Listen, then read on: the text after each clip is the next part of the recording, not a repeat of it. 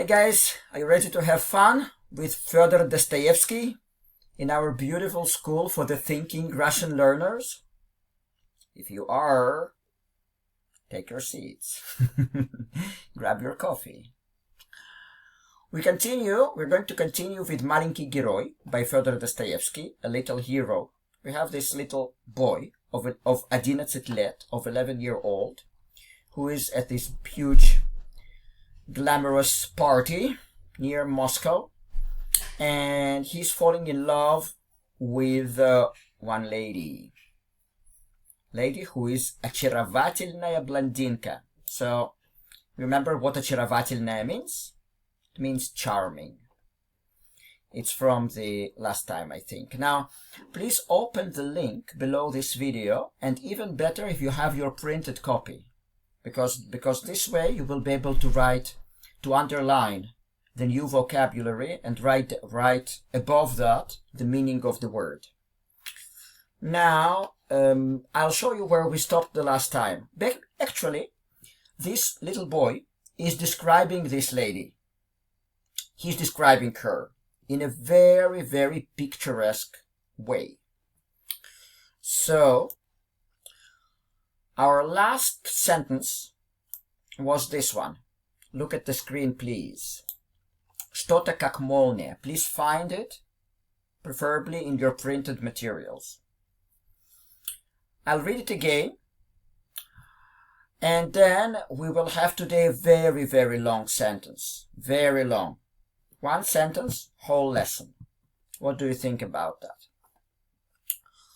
Что-то как молния сверкающая было в этом лице. Да и вся она как огонь, живая, быстрая, легкая. Something like lightning, something bright, like lightning, was in that face. And all of her, like fire, lively, fast, light. Now I'm gonna read to you this next very, very long sentence, and you will faint, because it's gonna be really, really scary. But when you get back to senses, we will clarify everything, and you will understand it close to 100%. Now listen and follow. Из ее больших открытых глаз будто искры сыпались. Они сверкали, как алмазы. И никогда я не променяю таких голубых, искрометных глаз ни на какие черные, будь они чернее самого черного андалузского взгляда.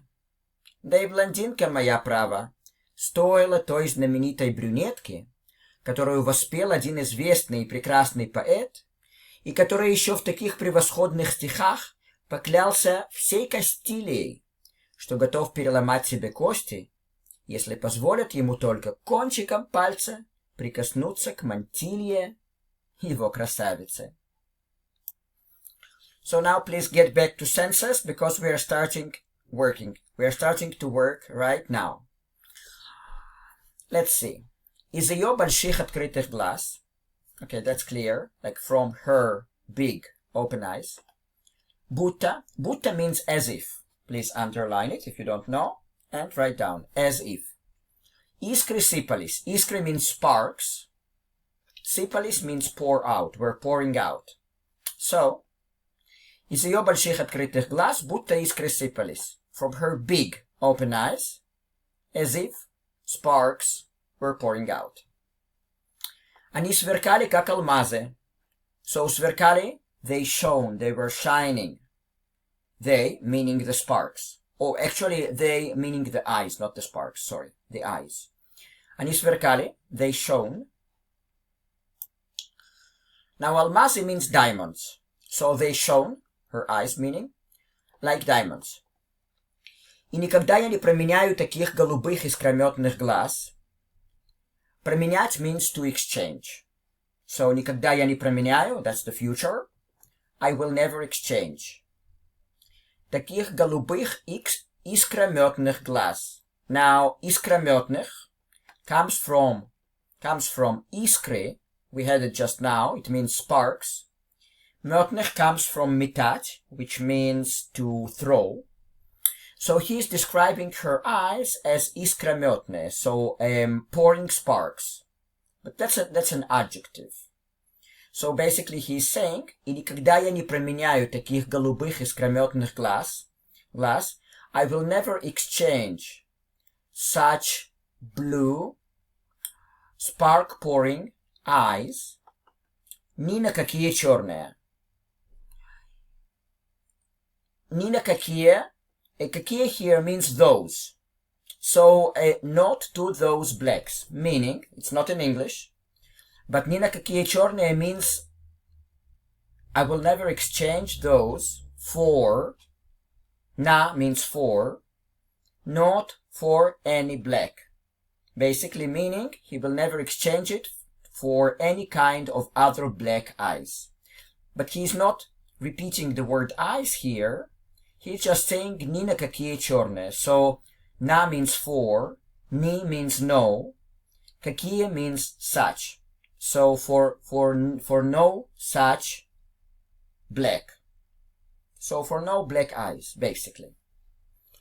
Будь они чернее самого черного андалузского взгляда. Будь они, please underline it and write above, even if they. That's an expression, будь они. Чернее, blacker, more black than. Самого черного, the blackest, the most black. Андалузского взгляда. So Andaluzskого comes from Andaluski, and which means Andalusian, the area in Spain. And взгляд means look. So Andaluzskого взгляда means Andalusian look. So what is he saying? So he says I wouldn't exchange them for those black eyes. Будь они чернее самого черного андалузского взгляда. Even if they are blacker than the blackest Andalusian look. You understand? After that we will translate everything, so don't worry if you lose a little bit the train of thought. Да и блондинка моя, право, стоила той знаменитой брюнетки, которую воспел один известный прекрасный поэт. Again. Да и блондинка моя, право, стоила той знаменитой брюнетки, которую воспел один известный прекрасный поэт. So, да и means in addition to that. Блондинка моя, право.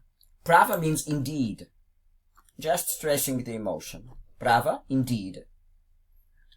Стоила той знаменитой брюнетке. So, стоила means was worth. Was worth that famous brunette. Okay. Которую воспел один известный прекрасный поэт. Которую means who, so it relates to the brunette. So he's saying my blonde girl was indeed worth that famous brunette that воспел. That воспел basically glorified. But in English we would say who was glorified by. But in Russian it's not passive, it's active. Who, and then in English we would come here, one famous and excellent poet, glorified. So we would put the воспел is a verb here. So again, please look at the screen or look at your text. So she was, it relates to the brunette, who, один известный прекрасный поэт, one famous and excellent poet, glorified, воспел. So here it's a verb, but in Russian you can put the verb at the beginning. И который еще в таких превосходных стихах поклялся всей Кастилией. So и который here relates to the poet. You understand? And who еще в таких превосходных стихах, in those, превосходный means excellent, превосходный, excellent, стихах comes from стихи, poems, Еще here, you can just skip it. Because еще basically means, еще в таких means in those. But еще here doesn't have much meaning. Поклялся, swore, всей Кастилией. So he swore in the name of the whole Castile. Yeah, so he swore in the name of the whole Castile. Now who swore? The poet. Yeah, the poet. In the name, поклялся всей, so he swore whole Castile. In English we would say probably in the name of the whole Castile, что готов переломать в себе кости. That ready, meaning that he is ready, the poet. Переломать means to break. Себе, to himself. Кости, bones. Если позволят ему только кончиком пальца прикоснуться к мантилье его красавицы. Если позволят ему, if they will allow him, позволят comes from позволять, to allow. If they will allow him, только кончиком пальца, only with the tip of the finger. Кончик means tip, right? Прикоснуться, touch. К мантилье. Мантилья, it's a kind of a Spanish scarf. So to touch the scarf, его красавицы, of his beauty, of his beautiful woman. Now, if you feel all confused, that's absolutely fine. Because right now, we're going to read it, part by part. I'm going to translate. So what you should have done in the first part is just to write down the meanings of the words. Now we're going to combine this puzzle. Let's see. Из ее больших открытых глаз будто искры сыпались. From her big open eyes, as if sparks were pouring. Они сверкали, как алмазы, и я никогда не променяю таких голубых искрометных глаз ни на какие черные. They shone like diamonds. И никогда я не променяю, and I will never exchange those blue spark-pouring eyes ни на какие черные, for any of those blacks. Будь они чернее самого черного андалузского взгляда. Even if they are blacker than the blackest Andalusian look. Да и блондинка моя право стоила той знаменитой брюнетке.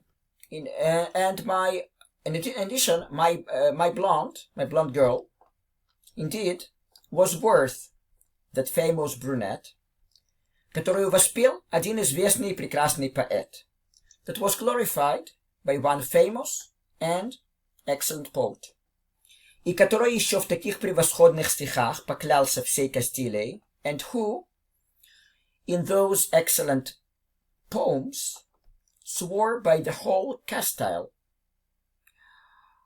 что готов переломать все кости, that he was ready, in Russian that he is ready, to break his bones, если позволят ему только кончиком пальца, if they will allow him only with the tip of his finger, прикоснуться к мантилье его красавицы, to touch the scarf of his beautiful woman.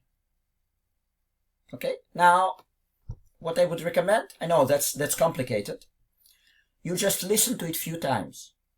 If you listen to it a few times, and if I did not clarify any particular word that you are not familiar with, just look it up in the dictionary and you will get it. If you don't get it, just write down specific details of what didn't you get below this video, and we will explain it again in the next lesson, and that's absolutely fine. But you need to understand it close to 100%.